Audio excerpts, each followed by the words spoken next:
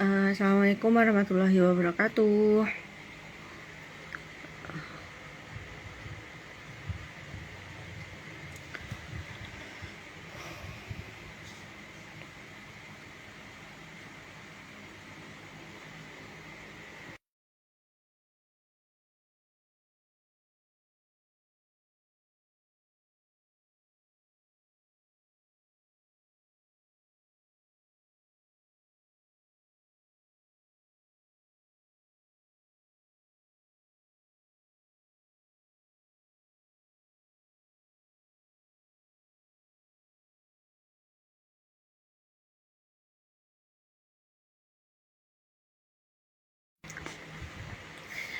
Baik, saya mulai aja ya.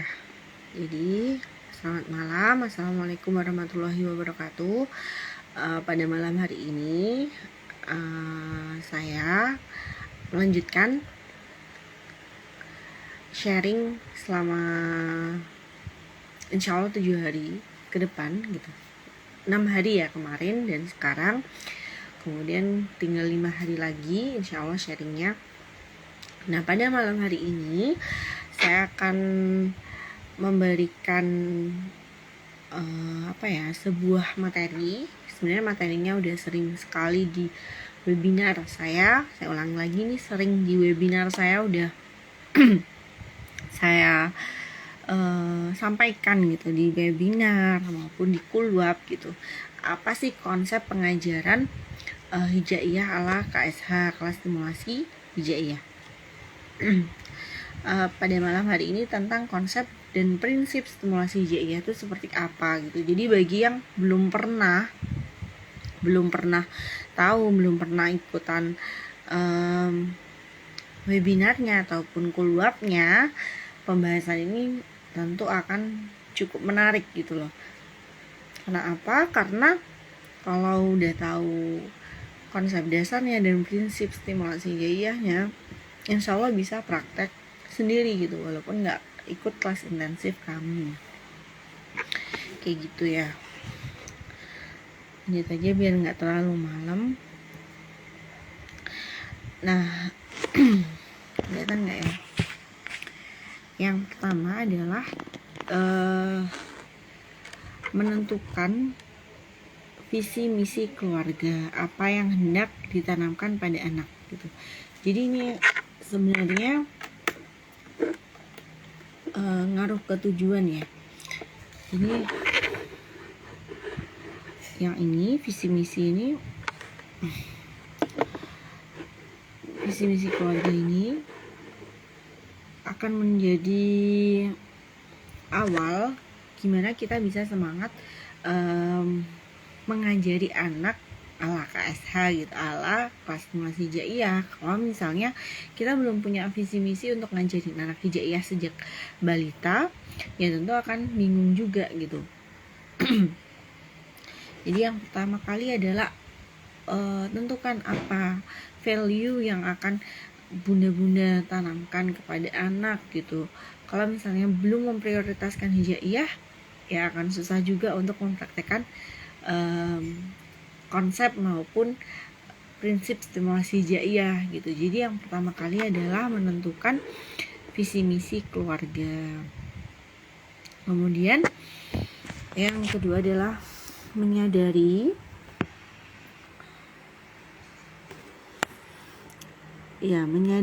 bahwa anak dianugerahkan menyerap seperti spons. Jadi kita harus tahu dulu gitu, kenapa sih kita ngajarin anak hijaiyah gitu.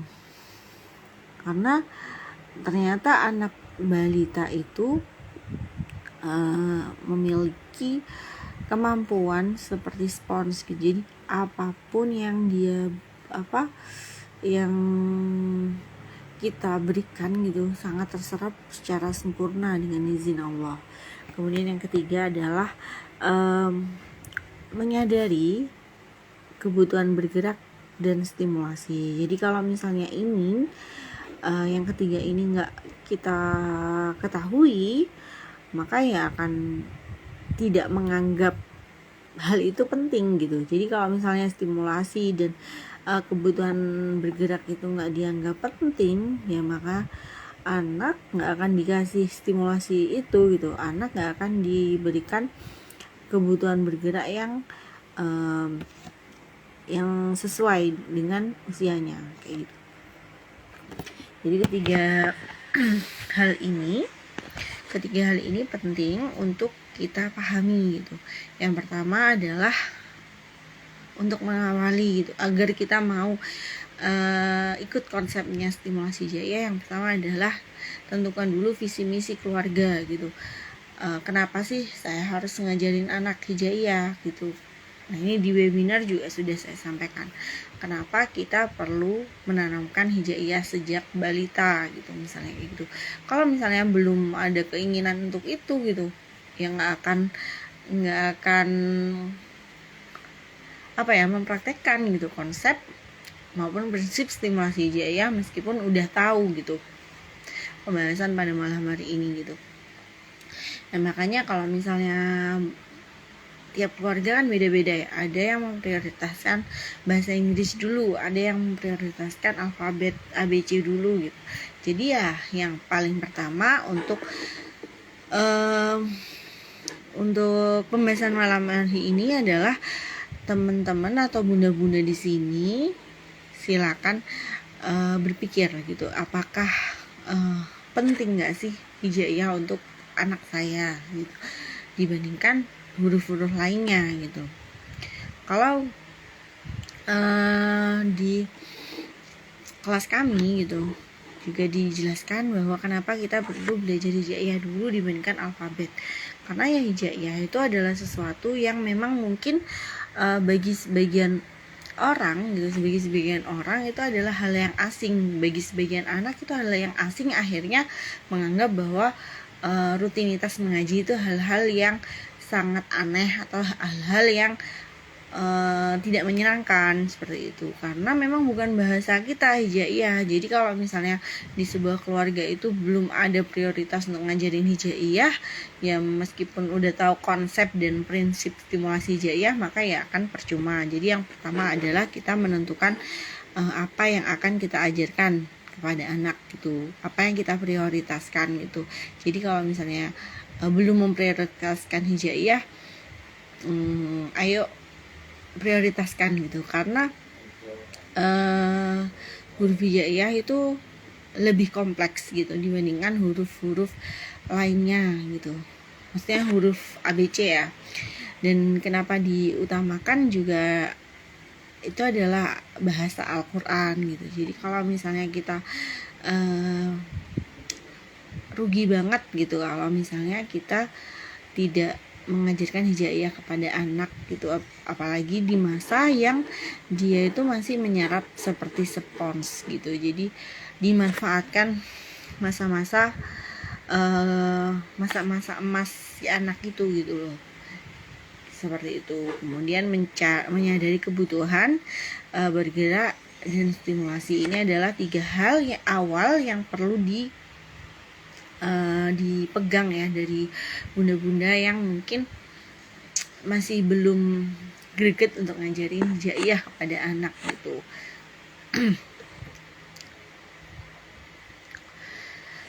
Nah, jadi konsep dasar stimulasi hijaiyah itu apa? Jadi pengetahuan hijaiyah, harapan kita adalah kemampuan hijaiyah maksimal, perkembangan anak itu optimal. Kenapa? Harapannya ketika anak sudah mau duduk tenang gitu, optimal perkembangannya, udah usia 7 tahun, 8 tahun.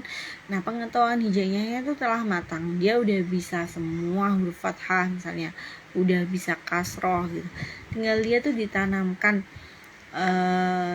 dia sudah tahu gitu gimana caranya membaca huruf sambung misalnya kayak gitu. Nah, kita juga imbangi dengan menanamkan tauhid, menanamkan iman, kemudian menanamkan adab, dan dia perkembangannya sudah mau fokus, mau duduk tenang gitu. Jadi ketika masa-masa belum bisa tenang itu kita optimalkan dengan mengenalkan hijaiyah yang perlu dikenalkan gitu. Jadi mulai usia berapa gitu, malah ada yang kemarin ikut ada usia 1 tahun gitu, ada yang masih usia bayi juga yang ikut kelas pertama kali yang keluar itu, kelas WhatsApp itu. Jadi ya memang belum disuruh baca gitu, karena kita kenalkan dulu, kita papar dulu, kita bahasanya kita papar dulu huruf-huruf hijaiyah yang diperlukan untuk kenal gitu. Yang pertama adalah kalau misalnya udah pernah ikut kelas saya yang webinar maupun kelas intensif maupun yang kelas WhatsApp, jadi yang pertama kali kita kenalkan adalah huruf fathah gitu. Misal karena fathah itu pengalaman saya adalah huruf yang paling mudah diucapkan oleh anak gitu. Jadi misalnya ba dibandingkan ba atau ma dibandingkan mim gitu. Mim akan susah untuk anak gitu, tapi kalau ma langsung fathah, anak akan lebih mudah gitu dibandingkan huruf yang asli gitu. Jadi kita kenalkan dulu huruf-huruf yang memudahkan anak gitu. Terus disesuaikan juga dengan perkembangannya. Jadi ketika dia sudah mau duduk tenang, terus kemudian adabnya sudah terbentuk, kemudian keinginan belajarnya kepada Al-Quran itu sudah bagus, hijaiyahnya juga sudah matang nih, udah kokoh gitu ya bahasanya. Jadi itu yang harapan kami gitu. Jadi konsep dasarnya stimulasi hijaiyah itu kita nggak ingin hijaiyahnya tuh terlambat gitu, tapi kita juga nggak ingin perkembangan anak itu nggak optimal gitu. Gimana caranya kita barengin gitu perkembangannya biar optimal? Gimana dengan cara belajarnya dengan mengoptimalkan geraknya, mengoptimalkan sensorisnya dan sebagainya. Juga dikenalkan bentuk-bentuk hijaiyah dengan kosakata yang memang memudahkan gitu. Seperti itu. Nah, ini konsep dasarnya lagi ya. Jadi mengajarkan sesuai perkembangannya.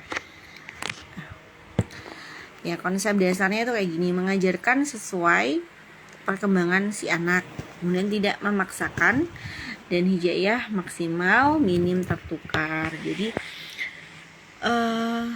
ini yang ingin kami tekankan, bahwa mengajarkan hijaiyah itu bila anaknya masih belum bisa duduk tenang, ya harus disesuaikan sama perkembangannya. Kalau misalnya anaknya sudah bisa baca buku, misalnya Iqra ya nggak masalah, kita bebaskan anak itu untuk membaca.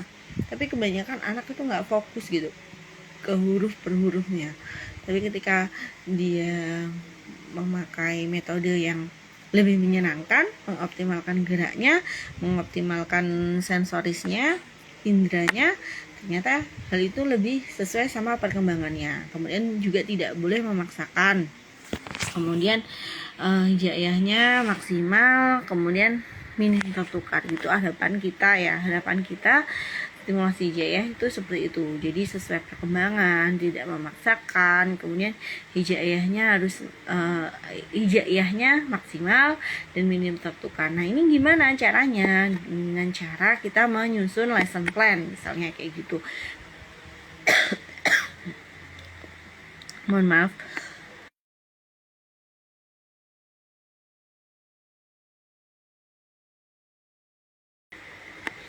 Nah, jadi di stimulasi hijaiyah nggak cuman kita suruh ayo diajak main, ayo diiniin gitu, tapi kita juga cek apa perkembangan yang belum maksimal gitu.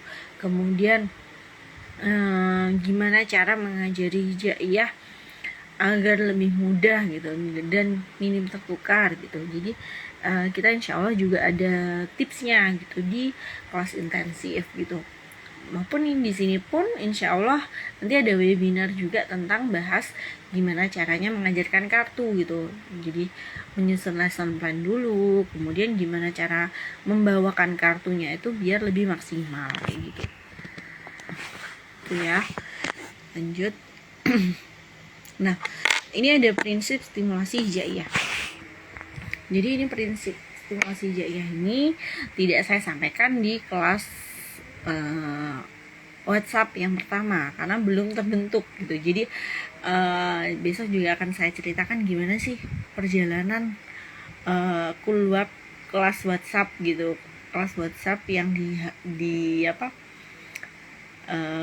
terdaftar sekitar 1000 orang lebih, 1200-an atau 1300 orang, Masya Allah. Jadi di situ saya insya Allah juga akan cerita gimana materinya itu apa aja gitu, dan bisa diakses sampai sekarang pun masih bisa diakses materinya gitu.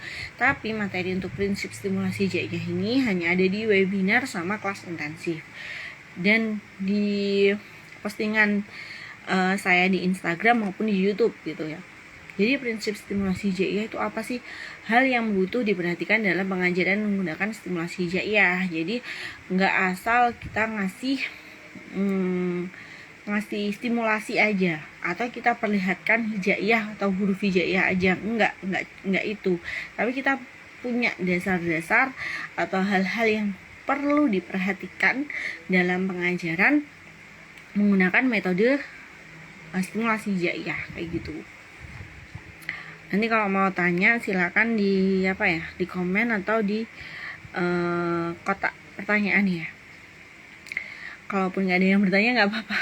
Ya ini nanti rekamannya insya Allah akan saya upload juga di YouTube dan di Instagram. Jadi insya Allah bisa diakses gitu sama teman-teman yang belum pernah bergabung di webinar maupun di klub webinarnya ataupun klubnya gitu. Nah ini adalah prinsip stimulasi hijaiyah. Itu apa aja sih gitu. Nah yang pertama adalah harus menyenangkan ini. Kenapa ini ada persentasenya?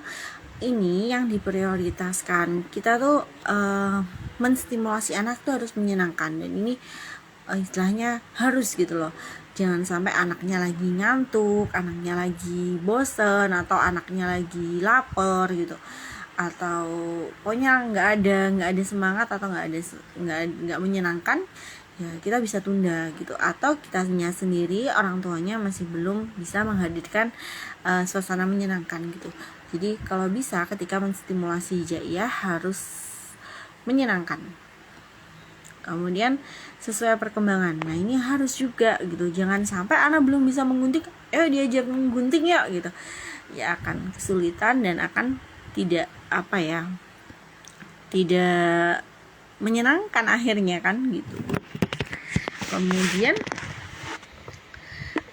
sesuai minat Ananda, ini bisa jadi opsi. Kalau misalnya anak, kenapa ya anakku tuh udah saya ajak menyenangkan sesuai perkembangan gitu, kok nggak mau gitu, ternyata nggak sesuai sama minat Ananda.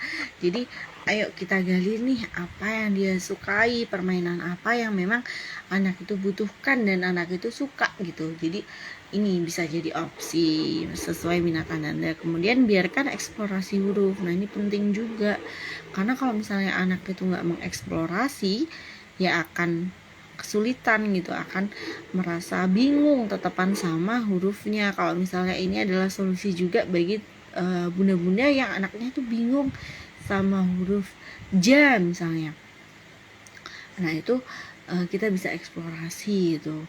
Wah ini kayak ada perutnya ya huruf ja-nya gitu. Jadi dieksplorasi dengan apa ya, dengan sensorisnya, bisa melihat aja atau bisa meraba gitu, dengan meraba dengan taktilnya gitu. Itu insya Allah lebih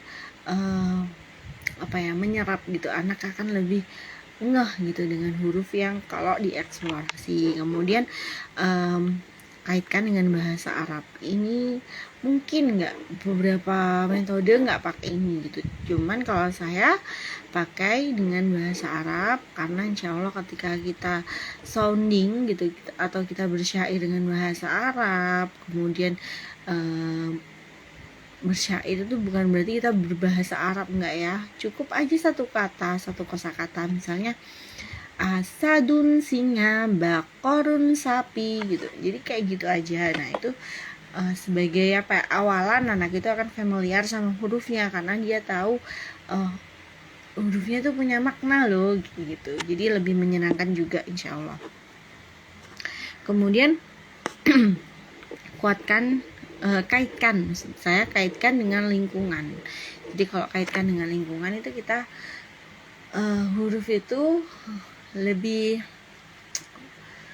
mirip apa ya gitu. Nah ini sering banget ya kalau misalnya kita kelihatan ba gitu, ada mangkok, di bawahnya ada bakso jatuh gitu, kayak yang dicontohin sama Kak Erlan gitu.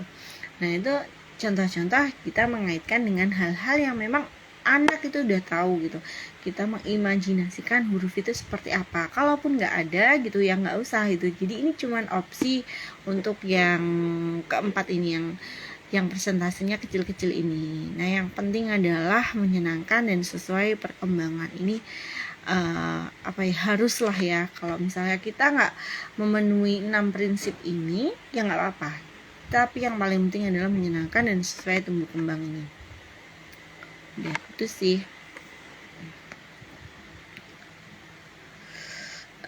Baik itu.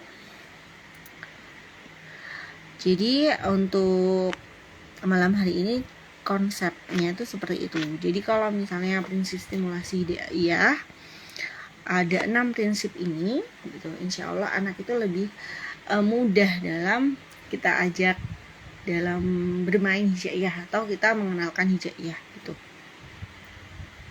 Menyenangkan, sesuai perkembangan, sesuai minat Ananda, kemudian biarkan mengeksplorasi huruf, kemudian kaitkan dengan bahasa Arab, kemudian kaitkan dengan lingkungan. Nah, dari angka 6 ini mana sih yang paling susah gitu, atau yang belum pernah dilakukan, bisa bunda-bunda evaluasi, kemudian bisa terapkan, kita coba terapkan gitu. Kalau misalnya sudah berhasil atau sudah merasa iya juga ya gitu dan berhasil gitu ya, kita coba terapkan hijaiyah yang menyenangkan sesuai perkembangan gitu, sesuai minat Ananda gitu. Silahkan tag kelas stimulasi hijaiyah. Jadi ternyata benar ya pakai 6 prinsip stimulasi hijaiyah ini emang benar gitu. Kalau misalnya kita kaitkan bahasa Arab, kemudian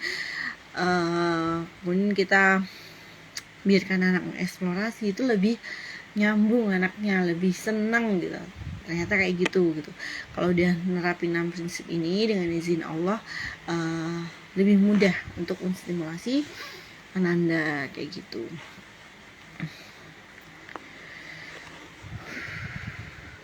Mungkin itu sih materi pada malam hari ini. Jadi kalau misalnya bunda-bunda di sini masih belum punya gambaran untuk mengajarkan hijaiyah, mungkin jadi jadi sebuah renungan gitu loh. Nah, ketika kita mengajarkan satu huruf, kita akan insya Allah akan panen pahala ketika Ananda bisa membaca Al-Quran gitu. Apalagi kita ngajarin 28 huruf gitu, huruf fathah ya, kemudian kasroh gitu, kemudian domah dan sebagainya, sampai dia bisa membaca Al-Quran. Insya Allah kita sedang panen pahala, dan itu nggak apa-apa gitu. Kita punya motivasi seperti itu karena memang dijanjikan oleh Allah, dijanjikan dari hadis-hadis Rasulullah juga seperti itu gitu. Jadi kalau yang masih belum berkeinginan mengajarkan hijaiyah kepada anaknya gitu, anak itu usianya 0-5 tahun itu adalah masa-masa emas untuk berkembang gitu.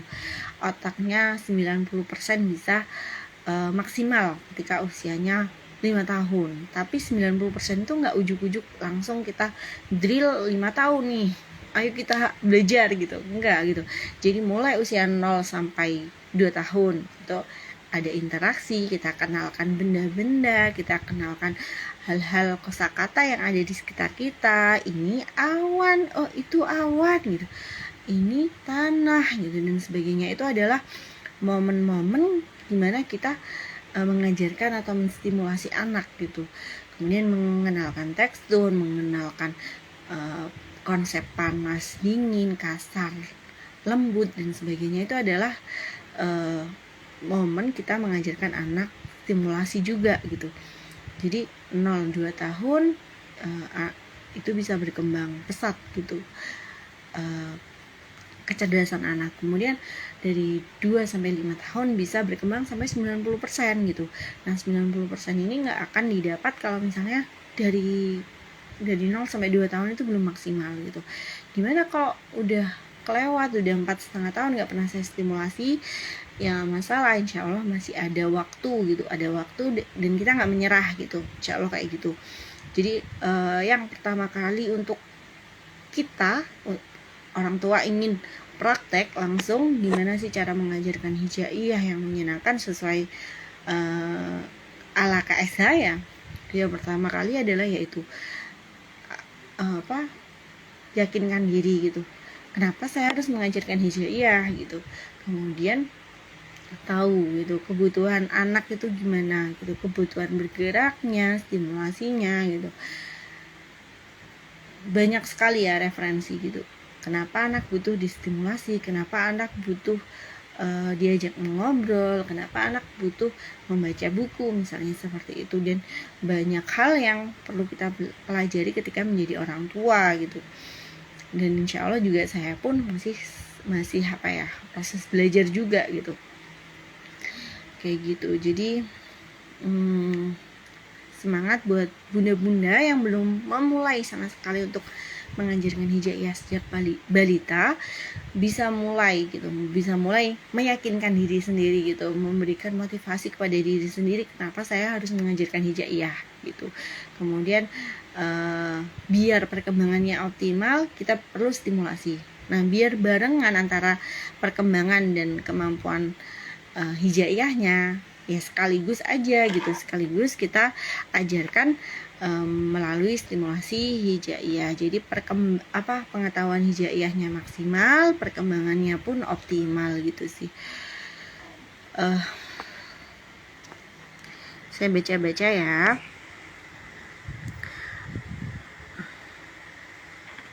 Apakah ada media khusus yang memudahkan mengenalkan hijaiyah, buku atau material bentuk hijaiyah untuk 2,5 tahun?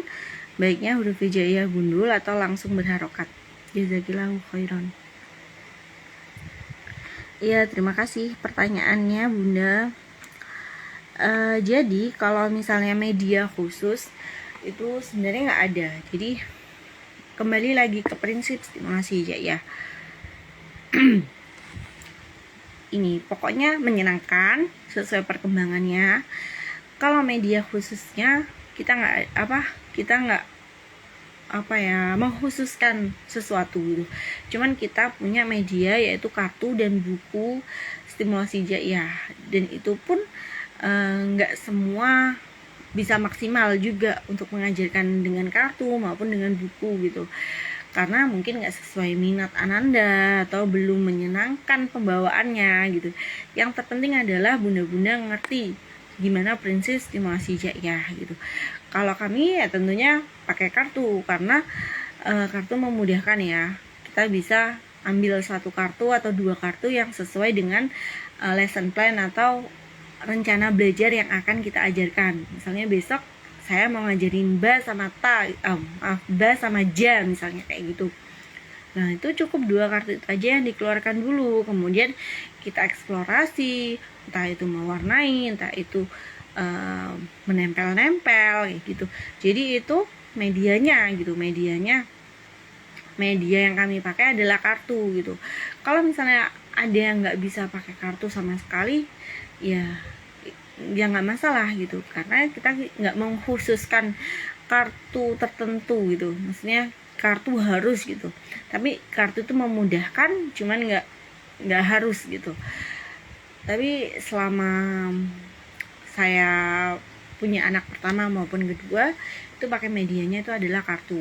Kalau anak pertama saya itu kartu dari Yayasan Bisa dulu, itu ada kartu hijaiyah, jadi bolak-balik belakangnya tuh bahasa Arab. Nah, saya terinspirasi dari situ juga membentuk kartu stimulasi hijaiyah yang sekarang saya produksi ya, saya jual itu. Jadi belakangnya ada kosakata bahasa Arab. Jadi saya nanti insya Allah juga ada webinarnya bagaimana penggunaan kartu yang maksimal gitu ya, insya Allah seperti itu di webinar insya Allah 10 hari lagi lah insya Allah ya, saya ingin adakan memang khusus membahas kartu dan buku gitu.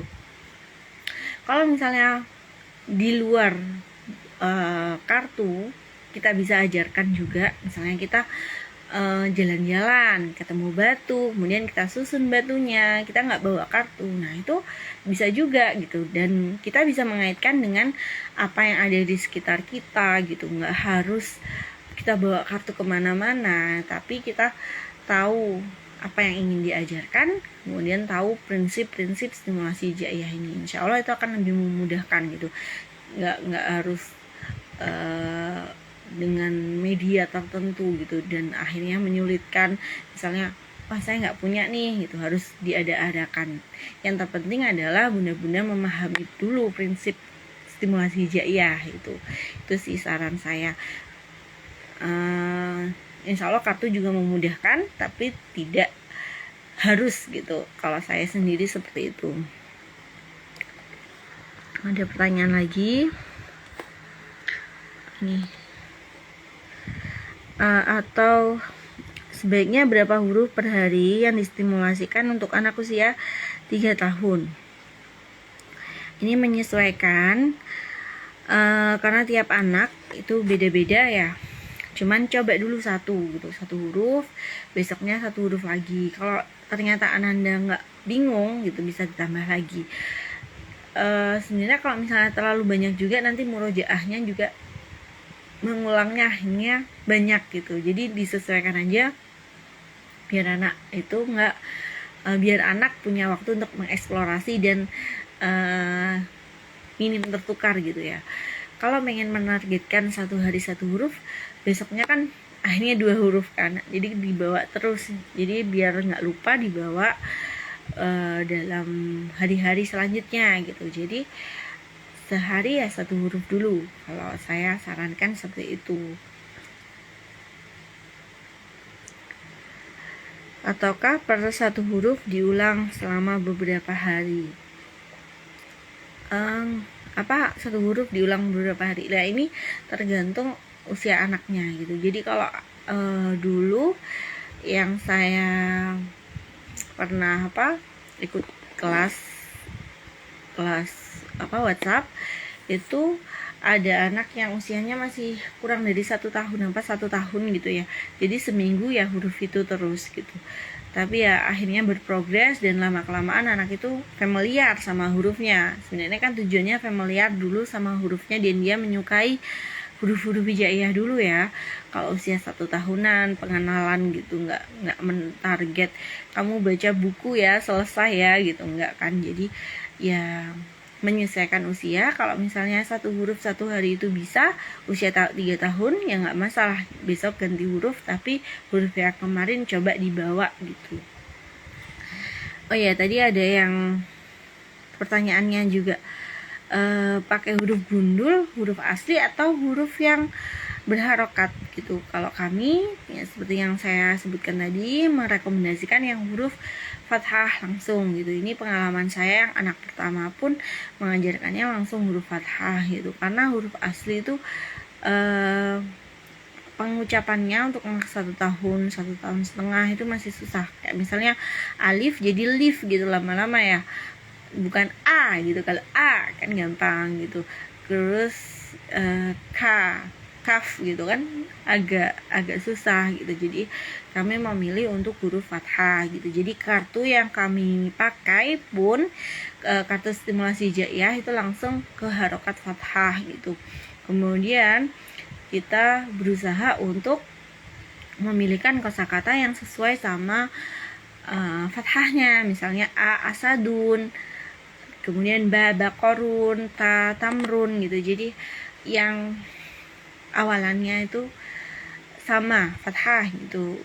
Jadi seperti itu kan. Kadang ada yang kartu yang awalannya beda, bisa bi, bitihon, semangka gitu, campur-campur dengan kasroh, dengan domah gitu. Nah kami mengkelompokkan fathah, belakangnya huruf-huruf yang berawalan fathah juga gitu. biar lebih memudahkan untuk pelafalannya. Dan kemudian kalau misalnya ada kosakatanya, anak jadi lebih mudah juga untuk belajar huruf sambung, insya Allah seperti itu.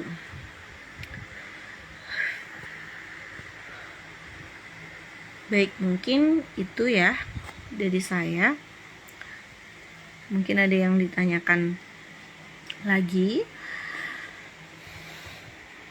Insya Allah kalau misalnya nggak ada halangan, kami juga akan ngadain webinar mengenai pembahasan kartu stimulasi hijaiyah. Jadi nanti teman-teman atau bunda-bunda yang sudah beli kartu stimulasi hijaiyah biar nggak mubazir, kita belajar bareng gitu.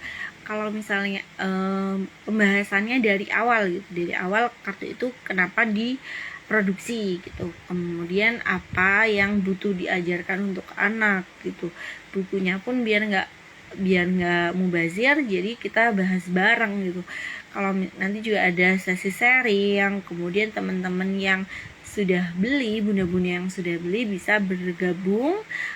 Kalaupun ada yang belum beli ya nggak apa-apa, bergabung. Kemudian kita kasih masukan aktivitas apa yang perlu gitu untuk menunjang buku maupun kartunya gitu.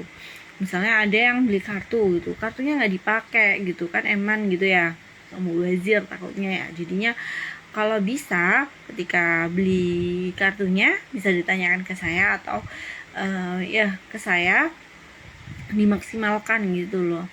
Jadi insya Allah akan kami adakan webinar gratis bahas tentang penggunaan kartu stimulasi hijaiyah yang maksimal gitu.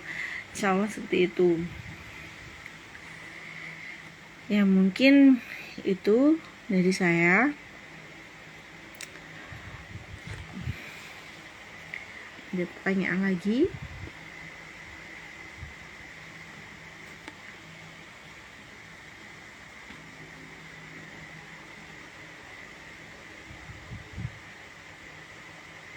Oh ya, ini ada pertanyaan dari Faila Umurahan. Gimana stimulasi yang sesuai untuk usia 5 tahun ke atas yang huruf bata, ja lupa terus? Misal kemarin diajarkan sampai ja di buku Iqra, hari ini lupa lagi, tanya atau masih kebalik-balik. Ya, di sini di prinsip stimulasi hijaiyah ini ada prinsip yaitu mengeksplorasi huruf. Jadi untuk anak usia 5 tahun ataupun yang lebih dari 5 tahun, kadangkala ada masanya atau beberapa anak itu masih belum maksimal sensorisnya atau sensoris maupun motoriknya. Jadi masih belum ngeh gitu dengan tanda titik maupun dengan bentuk gitu.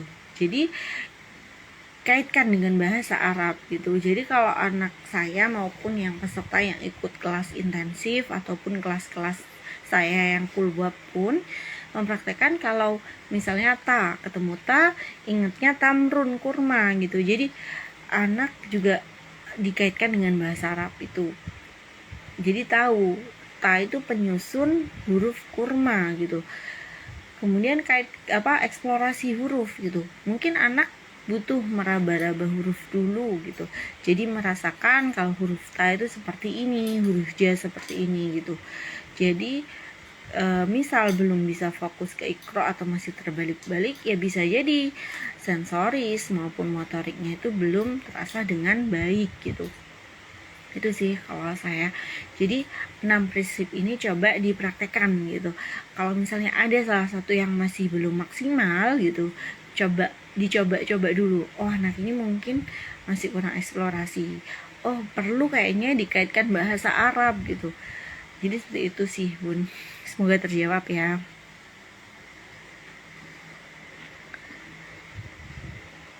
Ya, mungkin itu.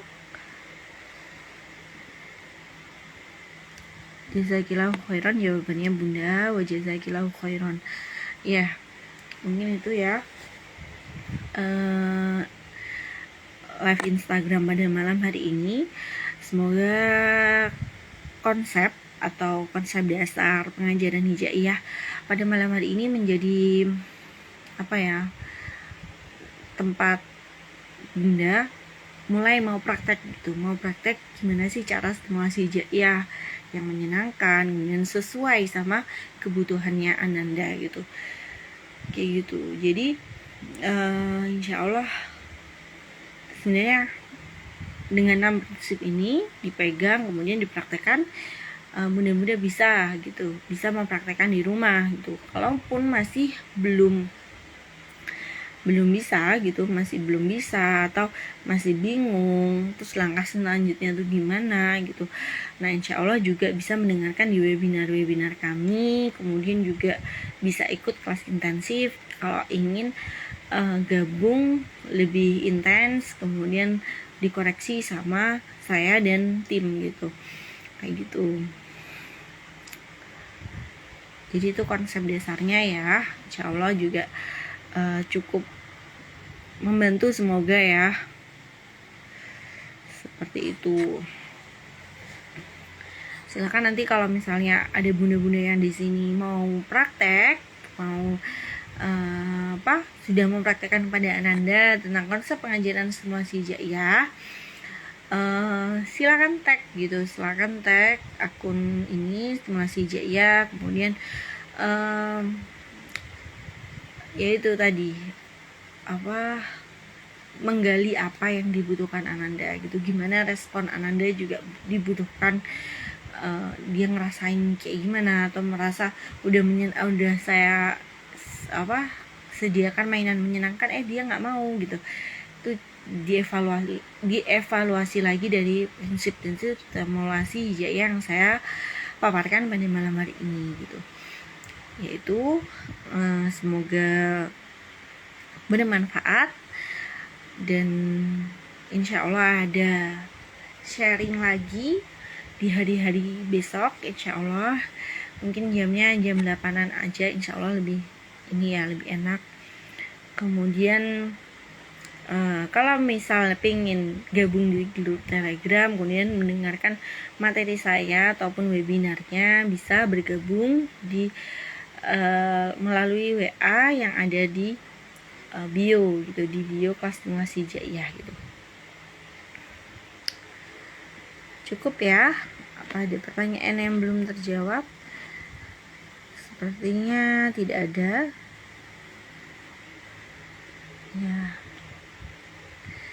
Ya. Terima kasih.